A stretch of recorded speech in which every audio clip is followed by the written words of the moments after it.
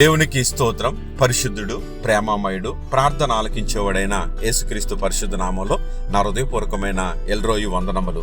ఈరోజు దేవుని వాగ్దానం యోబు గ్రంథము 22 అధ్యాయము 27 వాక్యం. నీవు ఆయనకు ప్రార్థన చేయగా ఆయన నీ మనవిని ఆలకించును.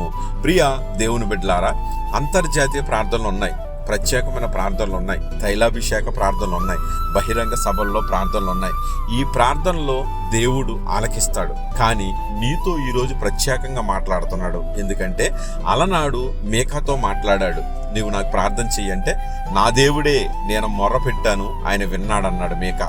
అలాగే హాగర్ అంటది, నీవు నన్ను చూచి దేవుడు అయ్యా అంటాడు. ఈరోజు నిన్ను చూస్తున్నాడు, నిన్ను ఆశీర్వదించడానికి నిశ్చయముగా ఇష్టపడుతున్నాడు. కాబట్టే నీవే, ఇదిగో నేను దేవుణ్ణి, నాకు మనవి చెయ్యి, నువ్వేదైతే చెప్తున్నావో ఆ ప్రార్థన నేను ఆలకిస్తాను, అప్పుడే ఆలకిస్తాను. ఈరోజు నీవు అనేక మందికి తీర్పు తీర్చడానికి, ఎదుటి వాళ్ళ కొలతలు కొలటానికి, ఎదుటి వాళ్ళ కంటులో ఉన్నటువంటి నలకను వెతకటానికి మనం చూస్తూ ఉన్నాం. కానీ నీవు చేయవలసింది ఏంటంటే, అడుగు, నీకు ఇవ్వబడతాయి, నువ్వు వెదుకు, నీకు దొరుకుతుంది, నువ్వు తట్టు, నీకు తీయబడతాది అని దేవుడు చెప్తున్నాడు.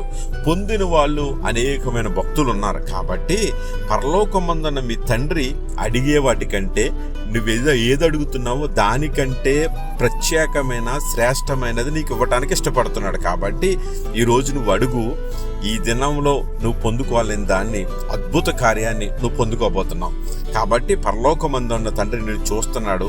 నిశ్చయముగా నిన్ను, నీ కుటుంబాన్ని ఆశీర్వదించి, నువ్వు కోరుకున్న ప్రతిదీ గడిచిన నెలల్లో జరగకపోవచ్చు, ఈ రోజే అద్భుతం జరిగించి ఆశీర్వదిస్తాడు. అట్టి కృప నీకు, నీ కుటుంబానికి అనుగ్రహించును గాక. ఆమెన్. God bless you.